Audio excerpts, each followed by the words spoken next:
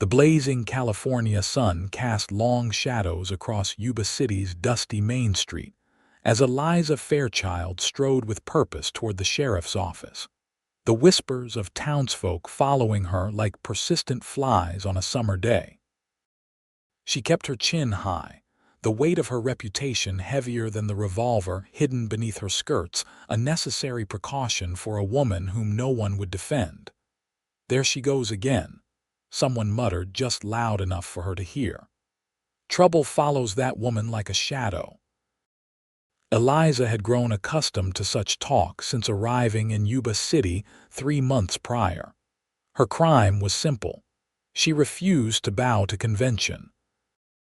A woman alone, running a modest but successful saloon at the edge of town, healing the sick with remedies learned from her grandmother, these were enough to brand her in the eyes of the righteous.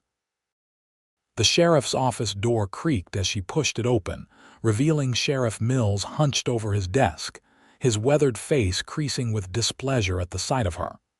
"Miss Fairchild," he said, straightening, "what brings you here today?" "My shipment of spirits was intercepted again," Eliza said firmly. "That's the 3rd time this month. I pay my taxes and follow your laws. I expect protection." Mills sighed, leaning back in his chair. "Miss Fairchild, you know as well as I do that folks around here don't approve of me," she finished. "Yes, I'm well aware, but that doesn't give anyone the right to steal my property." "I'll look into it," Mills said dismissively, already reaching for papers that would surely be more important than her concerns. The door swung open behind her, bringing with it the smell of leather, horse, and the open trail. Eliza turned to find herself face to face with a man she'd never seen before, tall and broad-shouldered, with eyes the color of a winter sky, and a face that had clearly weathered both sun and hardship. His clothes were trail-worn but of good quality, and the gun at his hip looked well used but meticulously maintained. "Ah, perfect timing," the sheriff said, a hint of relief in his voice. "Miss Fairchild, this is Ethan Abernathy, U.S. Marshal." "Marshal, this is Eliza Fairchild, owner of the Gilded Lily." The marshal's eyes assessed her quickly but without the judgment she'd come to expect. He tipped his hat slightly. "Madam." "Marshal," she responded with a slight nod. "Marshal Abernathy will be staying in town for a while," Mills continued, "tracking some troublemakers who might be passing through. Perhaps you could direct your concerns to him while he's here." Eliza recognized the dismissal for what it was. "Of course," she said coolly. "Welcome to Yuba City, Marshal. I hope you find it more accommodating than I have." She turned to leave, her pride intact despite Mill's obvious relief at handing her off to someone else. "Miss Fairchild," the marshal called after her, "I'd be interested in hearing about these shipment problems." "Perhaps over dinner," she paused, surprised by the offer. "My establishment serves food, Marshal. 7 o'clock if you're serious." Without waiting for his response, she stepped back into the heat of the day, aware that her interaction with the newcomer would be fodder for town gossip before sunset. Ethan Abernathy watched the woman leave, noting the straight line of her back and the deliberate pace of her steps. He turned back to Sheriff Mills, who was already shaking his head. "You do best to keep your distance from that one, Marshal," Mills advised. "She's nothing but trouble." "What kind of trouble?" Ethan asked, his interest piqued. "The worst kind of woman who doesn't know her place. Runs that saloon like a man would, treats with Indians, practices some kind of heathen medicine. Some folks say she's a witch." Ethan raised an eyebrow. "Sounds like her biggest crime is independence." "Just a friendly warning," Mills said, shrugging. "Now, about those Keller brothers you're tracking." As the sun began its descent, casting golden light across Yuba City, Ethan made his way toward the Gilded Lily. The saloon sat at the edge of town, a 2-story building with a fresh coat of paint that set it apart from the weathered structures surrounding it. A small sign bearing a golden lily swung gently in the evening breeze. Inside, he found a clean, well-kept establishment that defied the expectations Mills had set. A few tables were occupied by miners and ranch hands eating their evening meals. A small stage stood empty in the corner, and the bar was polished to a shine. Behind it stood Eliza Fairchild, her auburn hair neatly pinned, wearing a dress of deep green that complemented her eyes. "Marshal," she acknowledged as he approached the bar. "I wasn't sure you'd come." "I'm a man of my word, Miss Fairchild," he replied, removing his hat. "And I never turned down the opportunity for a good meal after weeks of trail cooking."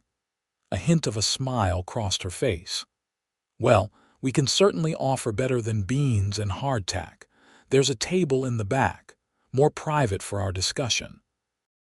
She led him to a corner table partially screened by a wooden partition, then signaled to a young woman who brought over 2 plates of beef stew, fresh bread, and 2 glasses of amber liquid.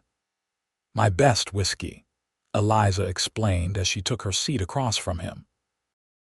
"Not the watered-down swill most places serve." "I appreciate quality," Ethan said, taking a sip and nodding his approval.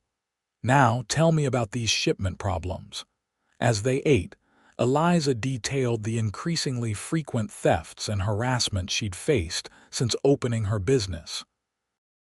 Her voice remained steady, but Ethan detected the strain beneath her composure.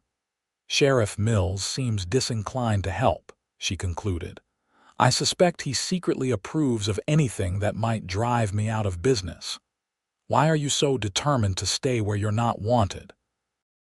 Ethan asked directly, her green eyes flashed.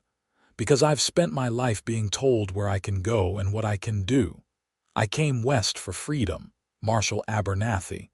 I won't be chased away by small-minded people who fear what they don't understand." "And what don't they understand?" She studied him for a moment as if deciding whether he was worthy of her honesty. "I have certain skills, healing skills learned from my grandmother. Some call it witchcraft. I call it knowledge, healing skills, herbal remedies mostly. Setting bones, treating fevers, easing pain during childbirth. Things women have done for centuries, yet suddenly it's suspicious when I do them without a husband or a father's permission." "And do these skills work?" he asked, genuinely curious. "Ask Mrs. Peterson, whose son would have died of fever last winter if not for my willow bark tea, or Mr. Dawson, who can still use his arm after I set it when the doctor was too drunk to help." She leaned forward slightly. "I don't claim to work miracles, Marshal. I simply use what I know to help where I can." "That hardly sounds wicked to me," Ethan observed. Eliza's laugh was brief and without humor. "Add to that a woman running a business, living alone, and refusing to bow and scrape to every man who walks through her door." She shrugged.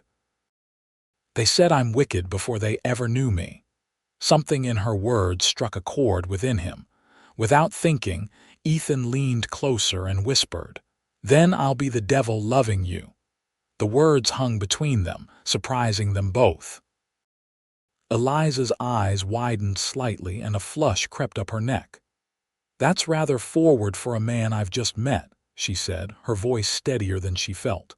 "My apologies," he said, straightening. "The trail makes a man forget his manners. What I meant was, I know what you meant," she interrupted. "And I appreciate the sentiment, Marshal. But I've learned not to trust pretty words or promised protection. They tend to come with conditions." Before he could respond, the saloon's front door burst open and 3 men staggered in, already half drunk and loud. Ethan noticed Eliza tense immediately. "Speak of the devil," she murmured. "That's Vernon Waite and his friends. They're usually behind my missing shipments." Waite, a stocky man with a florid face and mean eyes, spotted them and made his way over. "Well, well," he drawled. "If it ain't the witch," and he paused, taking in Ethan's appearance, a new victim. "Better watch yourself, stranger. They say she can bewitch a man with a look." "Is that so?" Ethan replied calmly, not rising from his seat. "Must be why the place is so popular." "You think you're clever," Waite sneered. "But we know what she is. Ain't natural for a woman to be running a place like this, mixing her potions, living like she answers to no one." "I believe the lady has a right to live as she pleases," Ethan said, his voice still even but with an edge that made Waite hesitate. "Lady," Waite spat. "There ain't nothing ladylike about." "That's enough," Ethan interrupted, finally standing to his full height, which put him a good 3 inches above Waite. "I suggest you enjoy your evening elsewhere. And who the hell are you to tell me where to drink?" Ethan moved his coat aside just enough to reveal the Marshal's badge pinned to his vest. U.S. Marshal Ethan Abernathy. And I'm telling you to move along before you find yourself spending the night in a cell instead of a saloon. Waite's face darkened, but he clearly wasn't drunk enough to challenge federal authority, at least not directly.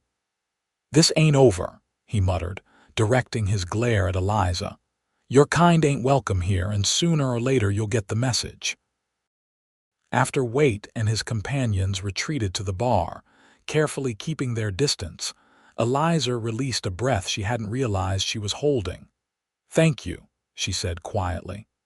"Though I suspect that will only make things worse once you've moved on." "I'm not moving on just yet," Ethan replied, sitting back down. "The men I'm tracking are part of a gang that's been hitting banks and stagecoaches throughout the territory. I have reason to believe they're planning something in this area. And what does that have to do with me?" "Nothing directly, but while I'm here I can keep an eye on your situation as well." Eliza studied him, her gaze evaluating. "Why would you do that? You don't know me." "Let's just say I recognize injustice when I see it," he replied. "And I've never been one to stand by and watch someone fight alone when they don't have to. I'm not some damsel needing rescue, Marshal Abernathy." He smiled slightly. "I never thought you were, Miss Fairchild, but even the strongest fighters can use allies." Something flickered in her eyes, interest, perhaps, or the faintest glimmer of trust. But before she could respond, the saloon's piano player began a lively tune, and the evening crowd grew more boisterous. "I should see to my customers," she said, rising. "Feel free to stay as long as you like. Your money's no good here tonight, consider it. Thanks for dealing with Waite." Ethan watched her move through the room, stopping to chat with patrons, directing her staff with quiet efficiency. Despite her earlier tension, she was clearly in her element here, commanding respect from most of her customers without demanding it. He finished his meal slowly, nursing his whiskey and observing the ebb and flow of the saloon. When he finally left well after midnight, he found himself looking forward to learning more about the enigmatic Eliza Fairchild, a woman branded wicked simply for daring to live on her own terms. The following morning, Ethan rose early and made his rounds through Yuba City, introducing himself to business owners and getting a feel for the town. Everywhere he went, he heard snippets of conversation about Eliza Fairchild, some admiring, most disapproving, all fascinated. By midday, he'd circled back to the Gilded Lily, finding it quieter than the previous evening. A few men sat at tables having lunch, while a young woman swept the floor. Eliza emerged from a back room, carrying a crate of bottles, and paused when she saw him. "Marshal," she greeted him.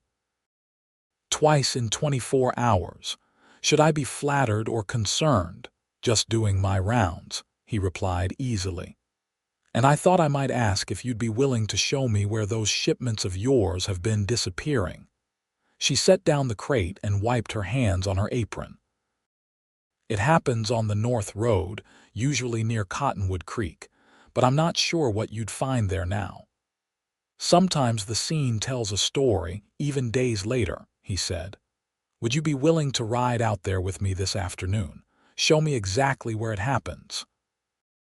Eliza hesitated, glancing around her saloon. "I suppose Sarah can manage for a few hours," she said finally. "When would you like to leave? Is 2 o'clock acceptable?" She nodded. "I'll meet you at the livery stable." True to her word, Eliza arrived at the appointed time, dressed in a split riding skirt and sturdy boots, her hair braided and tucked under a wide-brimmed hat. Ethan, who had been checking his horse's saddle, looked up at the sound of her approach and felt a flicker of appreciation at the practical attire. "You ride often?" he asked as they mounted their horses. "As often as business allows," she replied. "There's a freedom in it I can't find anywhere else." They rode north out of town, the late summer sun warm on their backs. Ethan noticed how at ease Eliza seemed in the saddle, her posture relaxed yet balanced. The tension that had marked her in town seemed to melt away as they put distance between themselves and Yuba City. "Tell me how you came to own a saloon," he said as they rode side by side. Eliza gave him a sidelong glance. "It's not a very romantic tale, if that's what you're hoping for. I'm just curious about the path that led you here." She was quiet for a moment, as if deciding how much to share. "My father owned a tavern in St. Louis," she said finally. "I grew up learning the business. When he died 5 years ago, my uncle took over, and I was expected to marry his choice of husband and fade into proper womanhood. I take it you had other ideas." A small smile touched her lips. "I had inheritance money from my mother. Not much, but enough to start over somewhere new. I worked in saloons from St. Louis to Sacramento, saving every penny. When I heard about Yuba City growing after the railroad came through, I decided it was time to be my own master. And the healing skills. My grandmother was a midwife and herbalist. She taught me while my father wasn't looking. He thought such knowledge was beneath a tavern keeper's daughter." Her voice softened with memory. "She died when I was 16, but by then she'd taught me enough to be useful." "It sounds like you fought for everything you have," Ethan observed. "Haven't we all in our own ways?" she countered. "What about you, Marshal? What led you to a life of chasing outlaws?" Ethan hadn't expected the question to be turned back on him, but he found himself answering honestly. "War initially. I fought for the Union. After that, I couldn't settle back into farm life.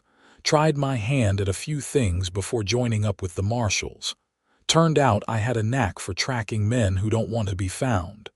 And do you like it? The constant moving, never settling." He considered this as they approached a bend in the road near a small creek. "I've never really thought about it in terms of liking or not liking. It's just what I do."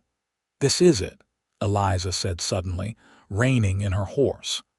"The last 3 shipments were taken right around here. It's far enough from town that no one would hear anything, and there's enough cover in those trees for men to hide and watch the road." Ethan dismounted, tying his horse to a nearby sapling before helping Eliza down. They spent the next hour examining the area, with Ethan pointing out signs that most would miss: broken branches, distinctive boot prints, cigar stubs. "Vernon Waite smokes this brand," Eliza observed, holding up a half-smoked cigar. "Not exactly conclusive evidence," Ethan said. "But it adds to the picture." He stood, scanning the surroundings. "They're watching the road from that ridge, waiting for your supply wagon. Do you always use the same driver?" "Old Pete Miller. He's reliable and one of the few who'll work with me." "And these thefts began about a month ago?" Ethan asked, kneeling to examine a set of tracks. "Yes, shortly after I refused to sell to Waite when he tried to buy me out." Ethan stood, dusting off his hands. "Waite may be behind it, but he's not alone. These tracks suggest at least 4 men were here." He looked at her directly.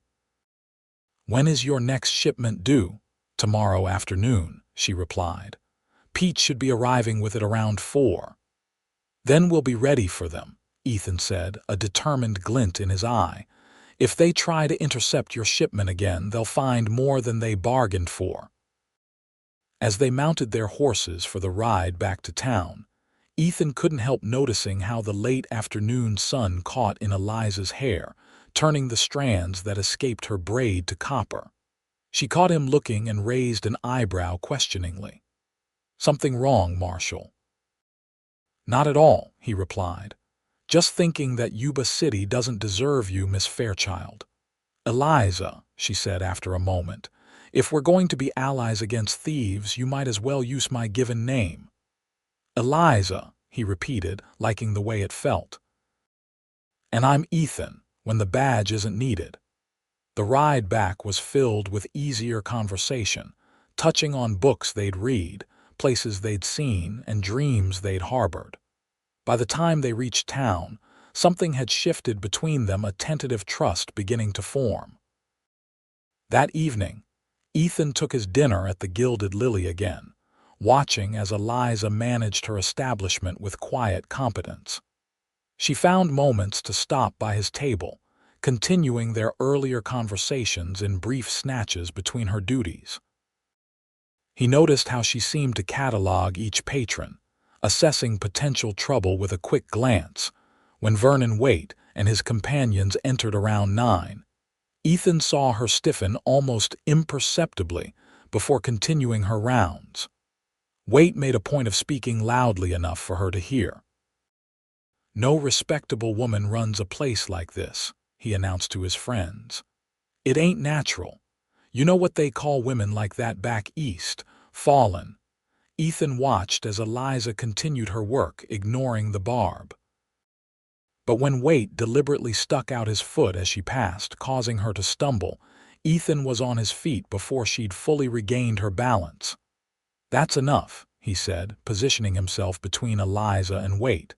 "I think you've had enough for tonight." Waite sneered. "Defending your witch, Marshal. What'd she do? Cast a spell on you?" "The only spell I'm under is one that makes me arrest fools who don't know when to quit," Ethan replied evenly. "Now you can leave on your own, or I can help you out. Your choice." For a tense moment it seemed Waite might challenge him, but then the man spat on the floor and stood. "Come on, boys. Place has gone downhill anyway." As they left, he called over his shoulder, "This ain't over, witch. Not by a long shot." After they'd gone, Eliza approached Ethan, her expression unreadable. "You didn't have to do that." "I know," he replied, "but I wanted to." She studied him for a moment, then nodded slightly. "Thank you, but be careful, Ethan. Men like Waite don't forget perceived insults." "I'm counting on it," he said grimly. "In fact, I'm hoping he'll try something tomorrow when your shipment arrives. You think he'll take the bait? I think men like Waite are predictable, and right now he's angry enough to make mistakes." The next day dawned clear and hot, promising another scorching late summer day. Ethan spent the morning making arrangements with Sheriff Mills, who seemed surprised by his interest in Eliza's problems, but agreed to provide backup when requested. By 3 o'clock, Ethan and 2 deputies were positioned along the North Road, hidden from view but with clear sight lines to the area where the previous thefts had occurred. Ethan had insisted that Eliza remain in town, much to her frustration. "It's my shipment they're stealing," she had protested that morning, "and it's my job to stop them," he'd countered. "I can't do that effectively if I'm worried about your safety." The admission that he would worry about her had silenced her objections, though not without a flash of something in her eyes that suggested the conversation wasn't over. Now, as he waited in the growing heat, Ethan found his thoughts drifting to Eliza more often than was professionally advisable. There was something compelling about her, not just her beauty, though that was undeniable, but her fierce independence and quiet strength. In his years of traveling, he'd met few people who faced adversity with such determined dignity. The sound of an approaching wagon pulled him from his thoughts. Old Pete Miller was right on schedule, driving a wagon loaded with crates covered by canvas. As the wagon approached the bend in the road, Ethan tensed, hand moving to his revolver. The ambush came quickly. 4 masked men emerged from the trees, guns drawn, ordering Pete to stop. The old driver complied, raising his hands slowly. "Don't try anything heroic, old man," one of the men warned. "Just get down and walk away. Consider this a toll for using our road." Pete climbed down, moving with deliberate slowness. "You boys are making a mistake," he said. "Miss Eliza ain't going to take kindly to this." "Miss Eliza," one of the men mocked, his voice recognizable as Vernon Waite's despite the bandana covering his face, "needs to learn her place in this town." That was Ethan's cue. He stepped from his hiding place, rifle raised. "U.S. Marshal." "Drop your weapons." The ambushers whirled, caught off guard.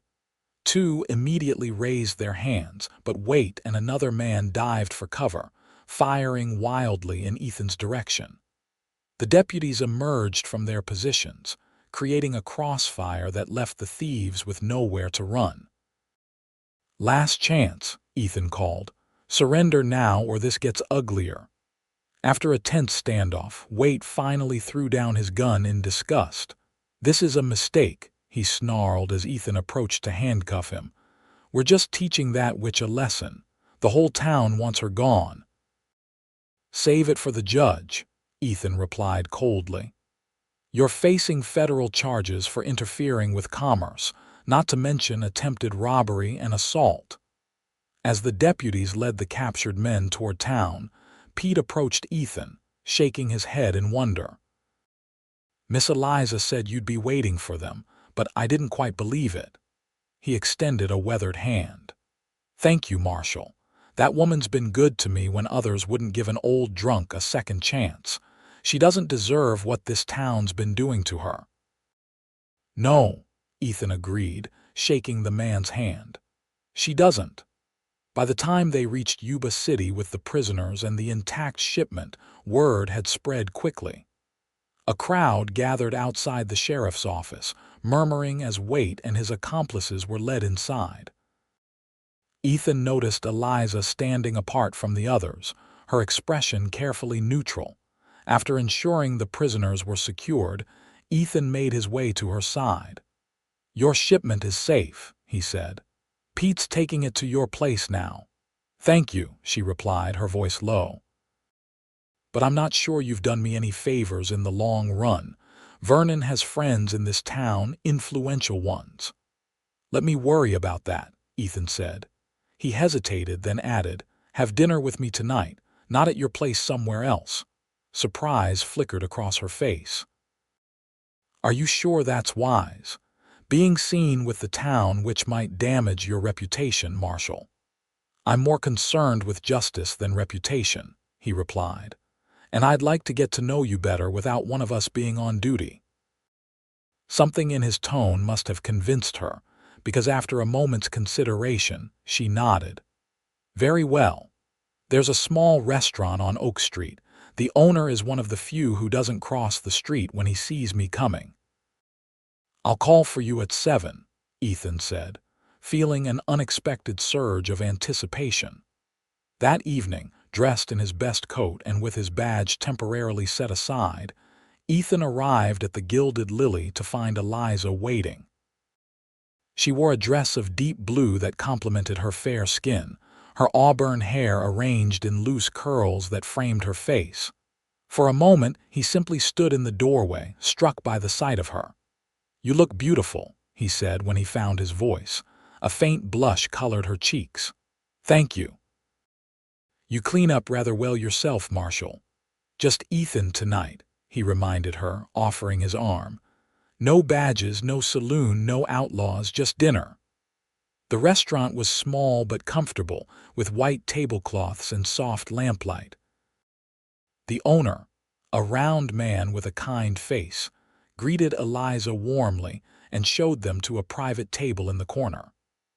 As promised, there were no sideways glances or whispered comments, just good food and attentive service. Over plates of roast beef and vegetables, they talked about everything but the day's events. Ethan told her about his childhood in Pennsylvania, his time in the army, and the wanderlust that had driven him west after the war. Eliza spoke of her dreams beyond the saloon, a proper apothecary perhaps, where she could practice her healing arts openly. "You ever think of moving somewhere else?" Ethan asked as they shared a slice of apple pie. "Somewhere your skills might be more appreciated." She considered the question seriously. "Sometimes, but then it feels like surrendering, admitting they were right to want me gone." She traced the edge of her dessert plate with a finger. "Besides, there are people here who need me, even if they won't admit it publicly. Mrs. Coleman's arthritis, Mr. Finch's cough that the doctor can't seem to cure.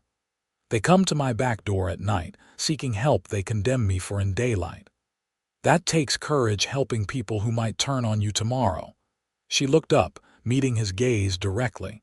"Isn't that what you do? Help people who may never appreciate it, who may even resent your interference." Ethan felt something shift within him at her words, a recognition of a kindred spirit, someone who understood duty and principles in a way few others did. "I suppose it is," he acknowledged. "Though I have a badge to protect me. You face their judgment armed only with your conviction. And now, apparently, a U.S. Marshal," she added with the hint of a smile. As they walked back to the Gilded Lily under a star-filled sky, Ethan found himself reluctant for the evening to end.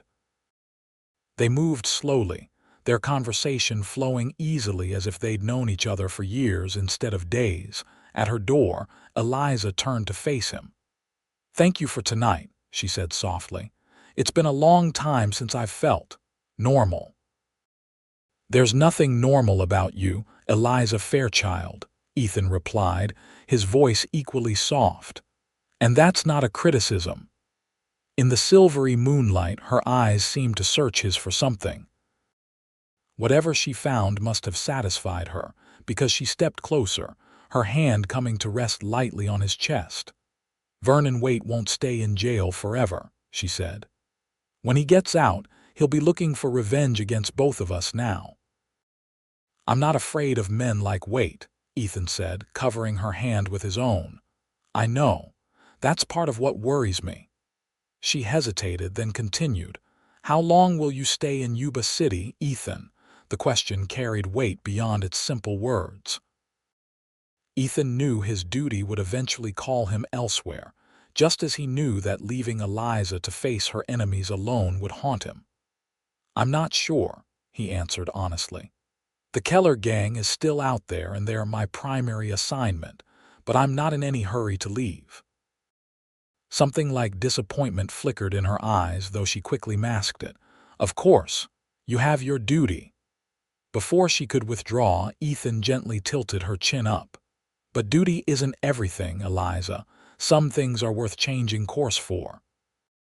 The kiss, when it came, was gentle at first, a question more than a demand.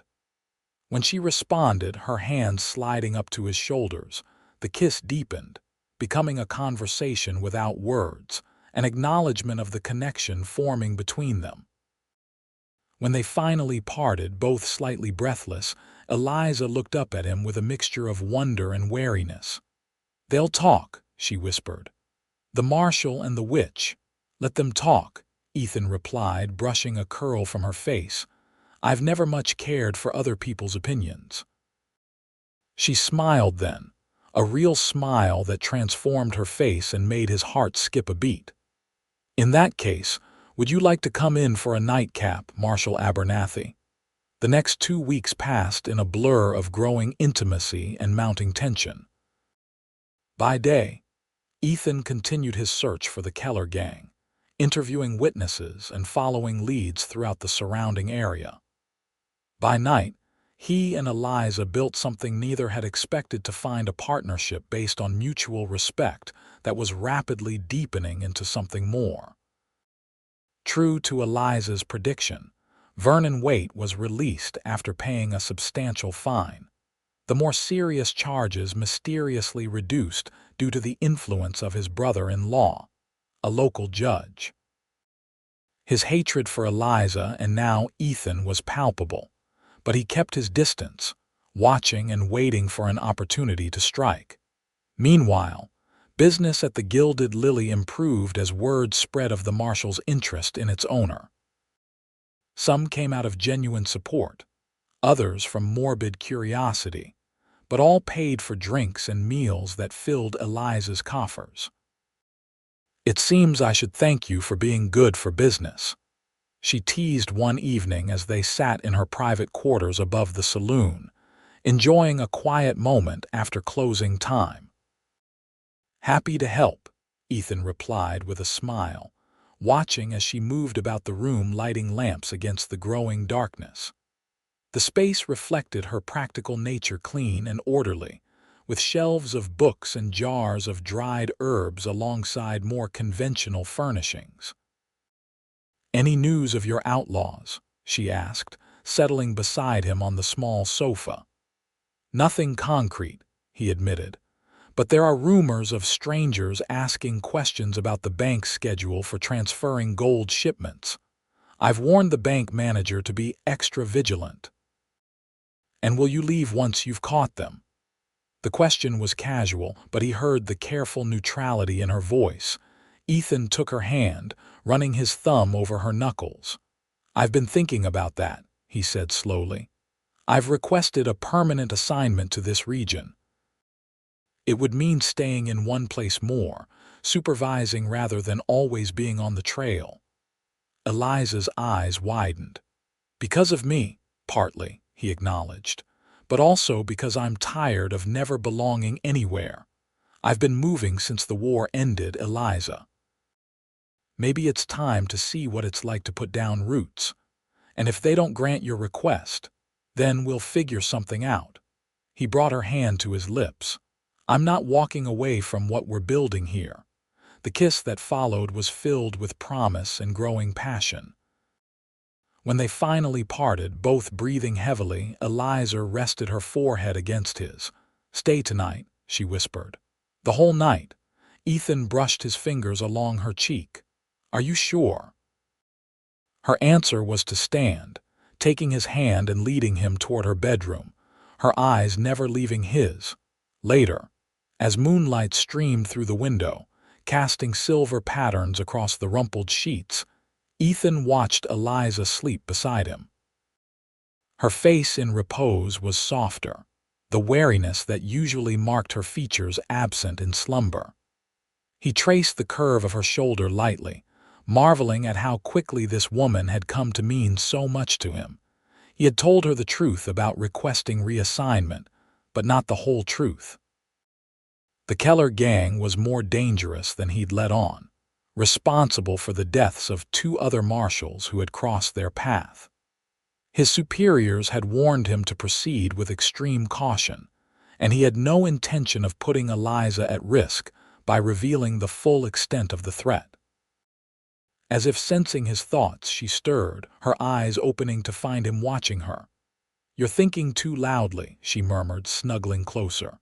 "Sorry," he replied, pressing a kiss to her forehead. "Just admiring the view," she smiled sleepily. "Flatterer." Then more alert. "Is something wrong?" "Nothing at all," he assured her. "Go back to sleep." But as she drifted off again, Ethan remained awake, a growing sense of unease preventing him from joining her in slumber. Something was coming, he could feel it as surely as he could feel the warmth of Eliza's body against his, and he was determined to be ready when it arrived. The bank robbery happened 3 days later. Ethan was at the sheriff's office discussing patrol patterns when the shots rang out. They rushed outside to find chaos horses galloping down Main Street, masked men firing into the air, and terrified citizens diving for cover. "The Keller gang," Ethan said grimly, drawing his revolver. "They're earlier than I expected." 4 men emerged from the bank, bags of money in hand, firing at anyone who looked like they might interfere. Sheriff Mills took a bullet to the shoulder almost immediately, cursing as he fell back against the office wall. "Get inside," Ethan ordered the wounded sheriff. "Send your deputy around the back way to cut them off at the livery stable." Without waiting for a response, he moved into position behind a water trough, taking careful aim at the nearest robber. His shot found its mark, sending the man tumbling from his horse.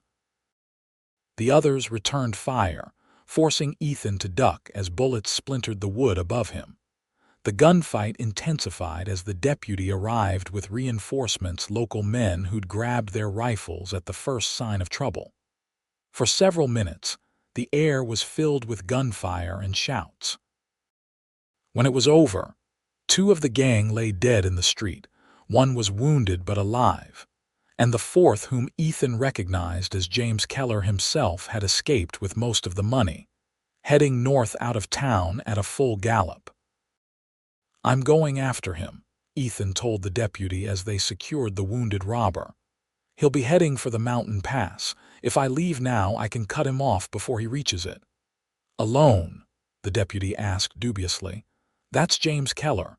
He's killed better men than either of us." "I don't have time to organize a posse," Ethan replied, already moving toward the livery stable. "Every minute gives him more of a lead." As he saddled his horse, working with practiced efficiency, he heard footsteps behind him. Turning, he found Eliza standing in the stable doorway, her face pale but composed. "I heard the shooting," she said simply. "Are you all right?" "I'm fine," he assured her, tightening the saddle cinch. "But James Keller got away with the bank's money. I need to go after him." "Alone?" The echo of the deputy's question, but with far more concern behind it. Ethan paused, meeting her eyes. "It's my job, Eliza." She nodded once, her lips pressed into a thin line. Then she stepped forward, pressing something into his hand, a small leather pouch. "Herbs," she explained. "For pain or fever if you're hurt, just mix with water." The simple gesture touched him deeply. He pulled her close for a brief, fierce kiss. "I'll be back," he promised. "Wait for me." "I will," she replied, stepping back to let him mount. "But Ethan," she hesitated, then continued, "be careful. I've only just found you. I'm not ready to lose you." With those words echoing in his mind, Ethan rode north, pushing his horse as fast as he dared on the rocky terrain. The mountains loomed ahead, their peaks still capped with snow despite the summer heat.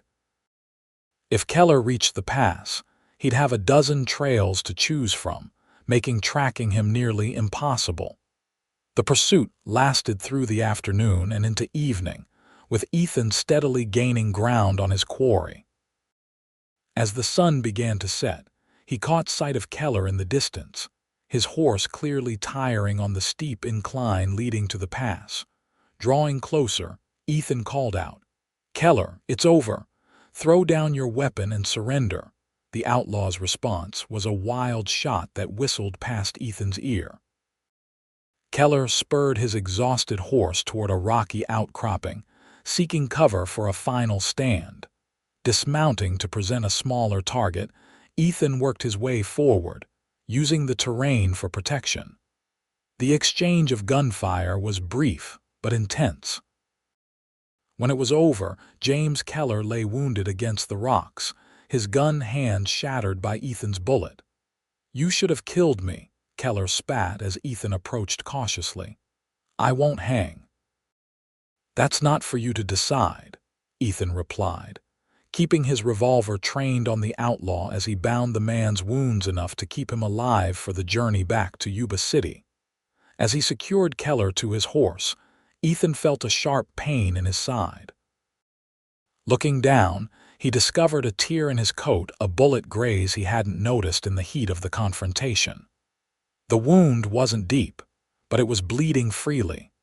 Remembering Eliza's pouch, he took a moment to apply some of the herbs to the injury.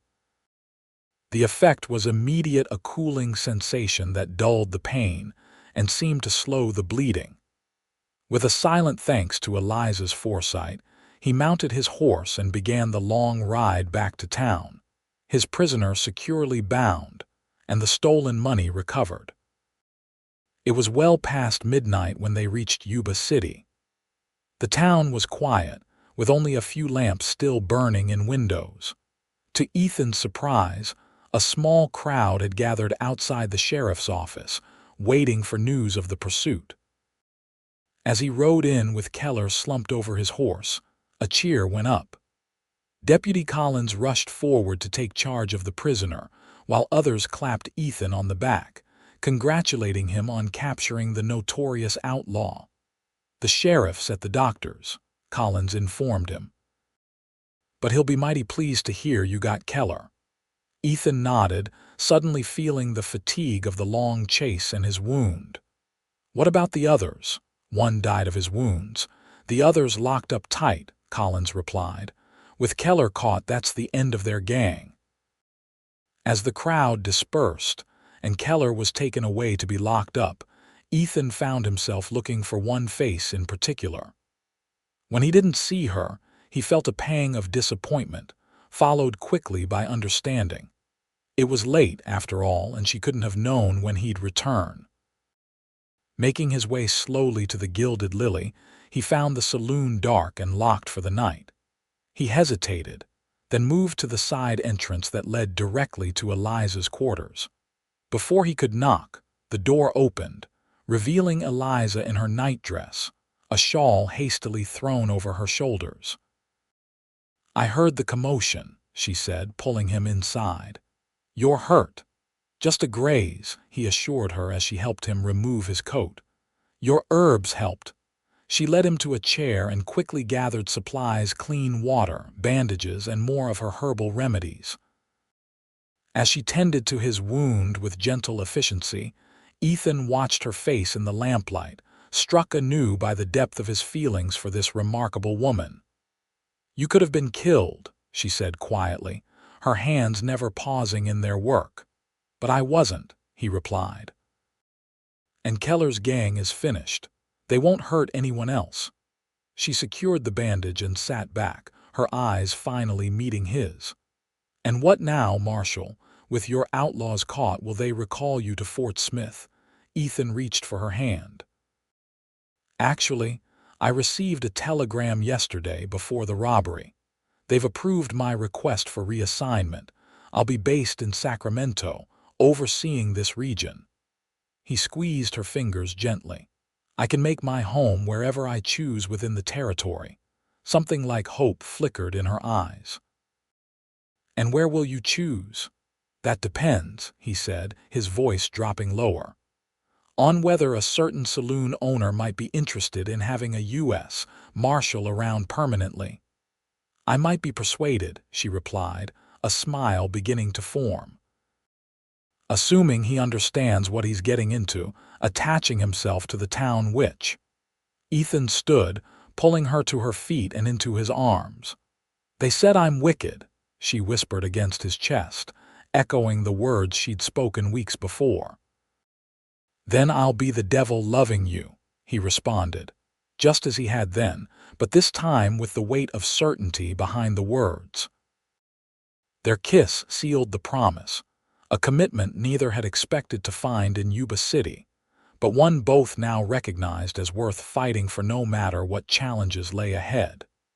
The news of Ethan and Eliza's engagement spread through Yuba City like wildfire. For many, it confirmed their suspicions of witchcraft. What else could explain a respected lawman falling for the town outcast? For others, it was a romance straight from the dime novels, the brave Marshal and the misunderstood beauty. Vernon Waite, however, saw it as a personal affront. His humiliation at Ethan's hands had not been forgotten, nor had his hatred for Eliza diminished. As the couple made plans for their future, Waite nursed his grievances in the shadows, waiting for his opportunity. That opportunity came 6 weeks after Keller's capture, on the night before the wedding. Ethan had been called to Sacramento to testify at Keller's trial, leaving Eliza alone at the Gilded Lily with promises to return in plenty of time for their ceremony. The saloon was busy that evening, with many patrons offering congratulations to the bride-to-be. If some of those well wishes were tinged with skepticism, or delivered with knowing smirks, Eliza chose to ignore them, her happiness too complete to be dimmed by small minds. As the night wore on and the crowd thinned, she began closing up, sending her staff home and counting the night's earnings. The last customer left shortly after midnight, leaving Eliza alone in the quiet building. She was locking the front door when she smelled its smoke, acrid and thick, coming from the back of the building. Racing toward the source, she found flames already climbing the wall near the storeroom, spreading with frightening speed. Acting on instinct, she grabbed buckets and began fighting the fire, but it was too strong, too deliberately set. As smoke filled the room and the heat became unbearable, Eliza realized she had to get out before the entire structure collapsed. She had just reached the front door when a blow from behind sent her sprawling. Rolling over, she found Vernon Waite standing over her, his face twisted with hatred and illuminated by the growing flames. "Should have left when you had the chance, witch," he snarled. "Now you'll burn like your kind deserves." Despite the smoke choking her lungs, Eliza managed to kick out, catching him in the knee. The momentary advantage was enough for her to scramble to her feet and lunge for the door. Outside, the fire had already drawn attention. People were emerging from nearby buildings, pointing and shouting. Eliza stumbled into the street, coughing violently, her eyes streaming from the smoke. "Help," she called, her voice ragged. "Fire! And wait, he's inside, he started it." Several men rushed past her toward the burning building, while others began organizing a bucket line from the town pump. A woman Eliza recognized as the dressmaker who'd been making her wedding gown came to her side, supporting her as her legs threatened to give way. "Miss Fairchild, are you hurt?" the woman asked, leading her away from the heat of the flames. "Wait," Eliza managed between coughs. "He attacked me. He's still in there." The dressmaker's eyes widened. "Vernon Waite, are you sure?" Before Eliza could respond, there was a commotion from the burning saloon. Two men emerged, dragging a third between them, Waite, unconscious or dead. She couldn't tell in the confusion. The next hours passed in a blur of smoke, shouted orders, and the relentless roar of the fire consuming everything Eliza had built. By dawn, the Gilded Lily was nothing but smoldering ruins, and Vernon Waite was in the town jail, injured but very much alive and vehemently denying any responsibility for the fire, despite being found inside the burning building. Eliza sat on a bench outside the general store, a blanket around her shoulders, watching as the last embers were doused. The dressmaker, Mrs. Hollies, had insisted on staying with her, bringing hot tea and quiet sympathy. "Everything I had was in that building," Eliza said numbly. "My home, my business, my grandmother's remedies, even my wedding dress." "The dress can be remade," Mrs. Hollies assured her. "As for the rest, well, you're alive, Miss Fairchild. Many wouldn't have escaped such a blaze." Eliza nodded, too exhausted to explain that survival alone wasn't much comfort when one's entire life had been reduced to ashes. Her thoughts turned to Ethan, due back that afternoon for their wedding. What would he think, returning to find his bride homeless and his wedding postponed indefinitely? As if summoned by her thoughts, the sound of a galloping horse drew her attention.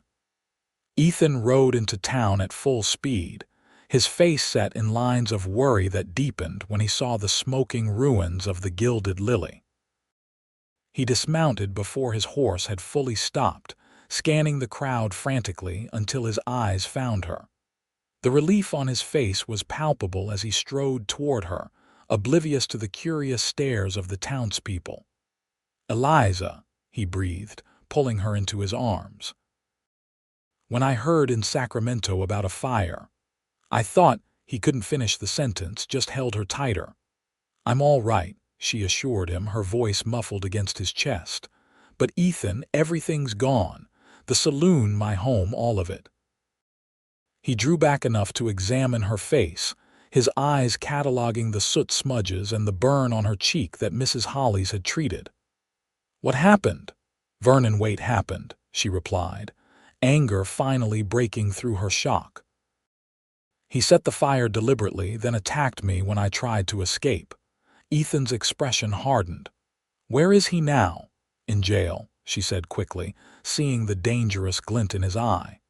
"He was injured in the fire. The sheriff's holding him until the circuit judge arrives next week." Some of the tension left Ethan's shoulders, but the cold anger remained in his eyes. "He'll answer for this, Eliza, I promise you that." She nodded, suddenly overwhelmed by exhaustion. "What do we do now? The wedding can wait," he finished firmly. "Right now you need rest and care." He glanced at Mrs. Hollis, who had discreetly moved a few steps away. "Is there somewhere she can stay?" "My spare room is already prepared," the dressmaker replied. "And I've sent word to the doctor to come check on her once he's finished with the others who were injured fighting the fire." Ethan nodded gratefully. "Thank you, Mrs. Hollis. I'll see to some business in town and join you shortly." He turned back to Eliza, pressing a gentle kiss to her forehead. "Rest. We'll figure everything out, I promise." As Mrs. Hollis led Eliza away, Ethan stood watching them go, his mind already working through possibilities. The fire had changed their plans, certainly, but not his determination to make Eliza his wife. If anything, seeing how close he had come to losing her only strengthened his resolve. The next few days were a whirlwind of activity. Ethan secured rooms at the hotel for them both, insisting that propriety could take a back seat to Eliza's comfort. To his surprise, the town's reaction to the fire was not what either of them had expected. People who had previously avoided Eliza now stopped to offer condolences and help. Mrs. Hollis organized a collection to replace necessities lost in the fire. The owner of the hardware store offered building materials at cost when Ethan mentioned rebuilding.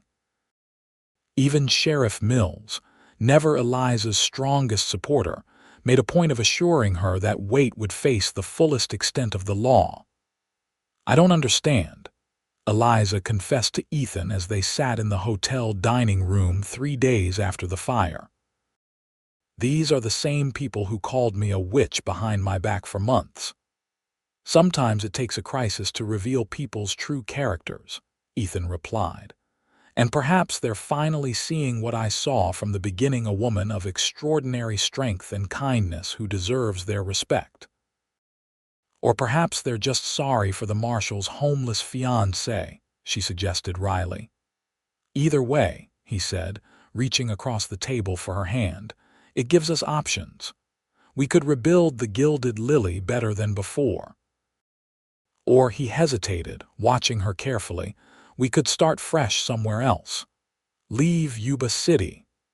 The idea had merit, certainly. Despite the recent change in attitude, Eliza had no illusions about her long-term acceptance in the town. "I've been offered a more permanent position in Sacramento," Ethan explained. "Supervising marshals throughout Northern California. It would mean less travel, more stability." He squeezed her fingers gently. "And Sacramento might be more welcoming to a woman with your healing talents. There's a growing community of professionals there, doctors, lawyers, business people who value skill over convention." Eliza considered the possibility, imagining a life without the constant whispers, a place where she might practice her grandmother's remedies openly. "What about your work here?" "The territory you're supposed to oversee. Sacramento is the capital of that territory," he reminded her. "I'd still oversee the same region, just from a more central location." She was silent for a moment, weighing options and possibilities. "And what about us? Our wedding?" "That," Ethan said with a smile, "can happen wherever and whenever you wish. Tomorrow in the hotel parlor, next month in Sacramento, or right now if you're willing to wake up the preacher." Eliza laughed for the first time since the fire, the sound bringing warmth back to her eyes. "Perhaps not tonight. I'd like at least a proper dress, even if it's not the one Mrs. Holly's was making." "Then it's settled," Ethan declared. "We'll be married here as planned and then decide about our future, together." The wedding took place 1 week later in Yuba City's small church. Despite the hasty preparations, it was a more elaborate affair than either had anticipated. The women of the town, led by Mrs. Holly's, had rallied to provide decorations, food, and even a new wedding dress for Eliza, simpler than the original but no less beautiful. As Eliza walked down the aisle toward Ethan, she felt a curious sense of completion.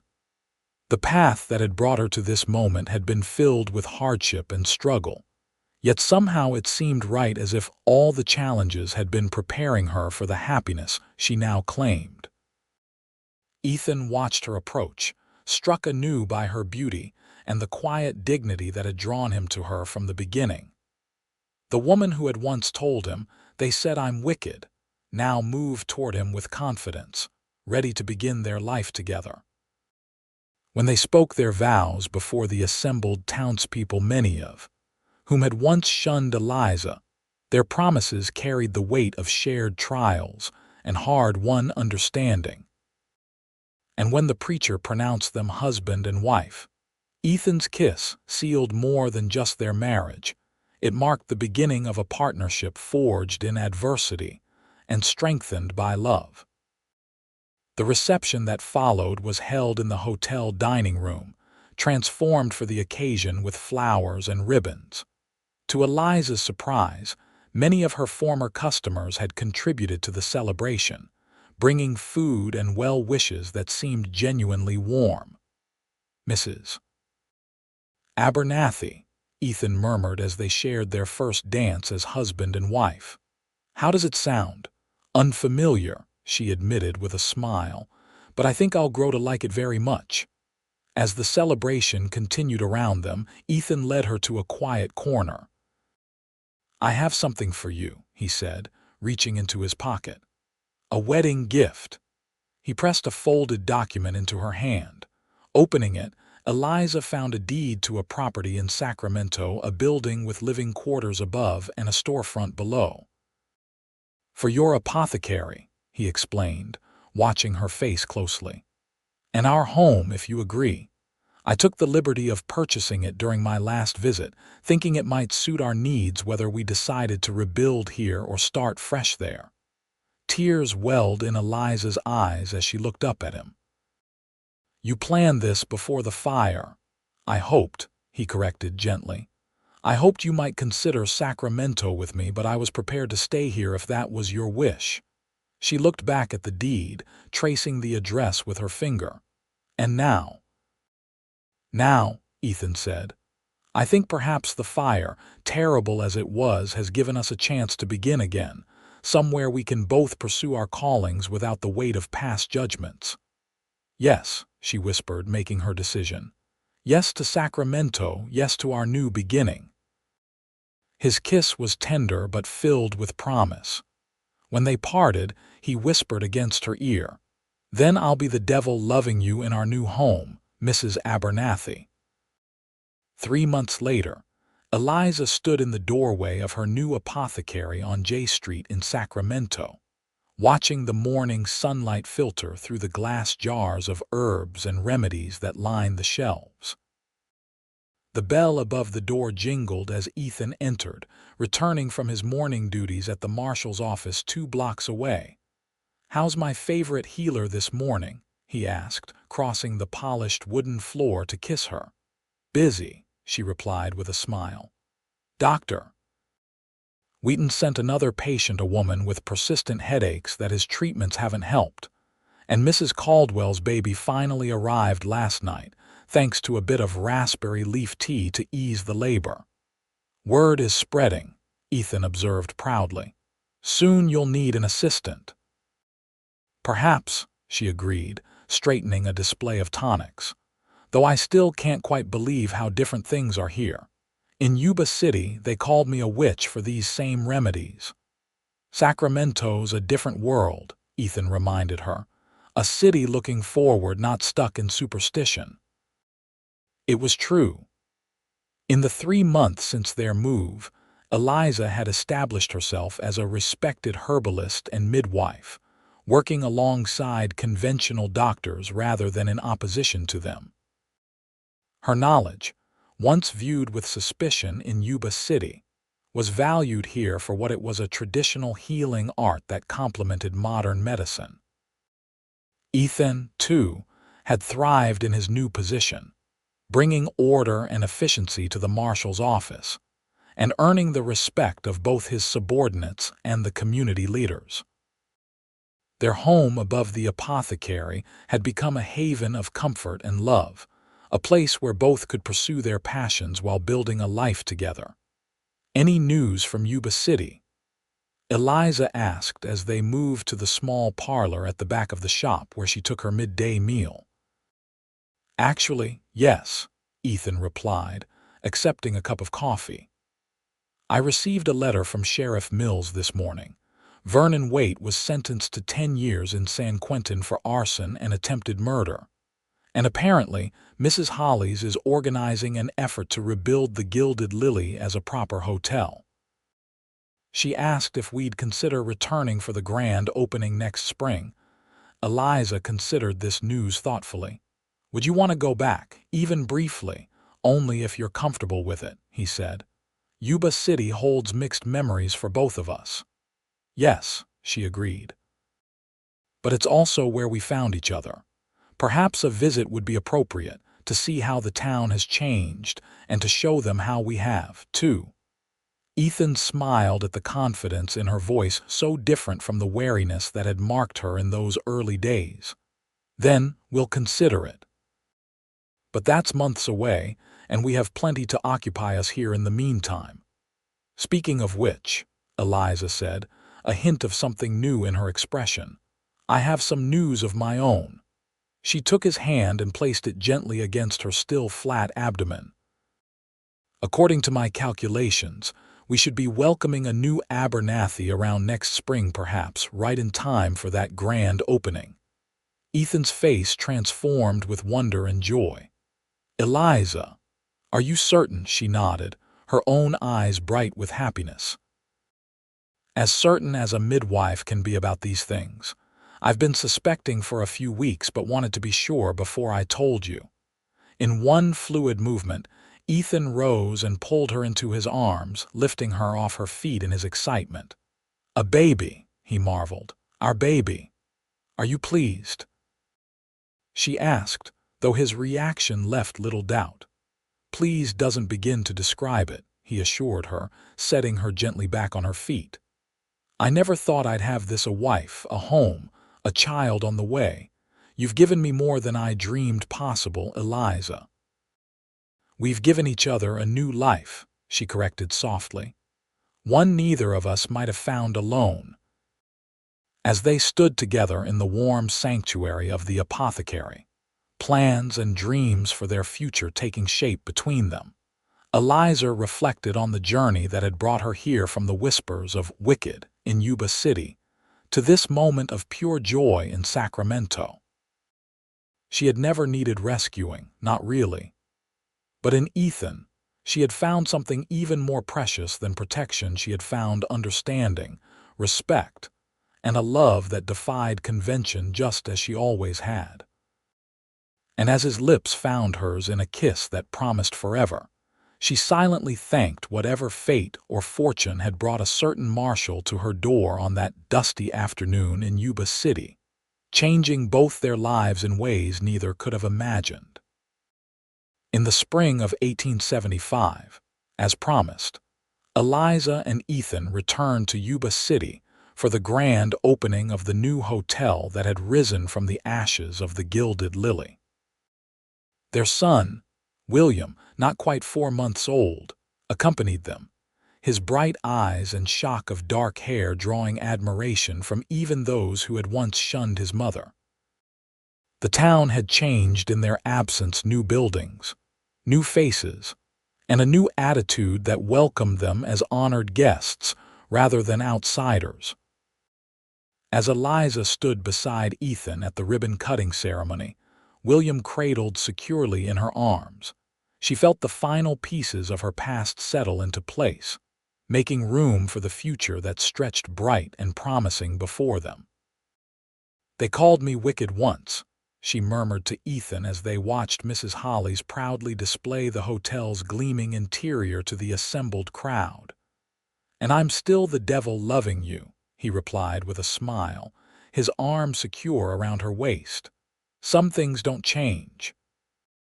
"No," Eliza agreed, looking up at the man who had stood beside her through fire and rebirth. "The important things never do." And as they turned to face the future together, Marshal, healer, and the child who represented the best of them both, Eliza knew that whatever challenges lay ahead, they would face them as they had faced all others, with courage, conviction, and the unshakable bond of a love that had defied convention and found its own path in the wild heart of the West.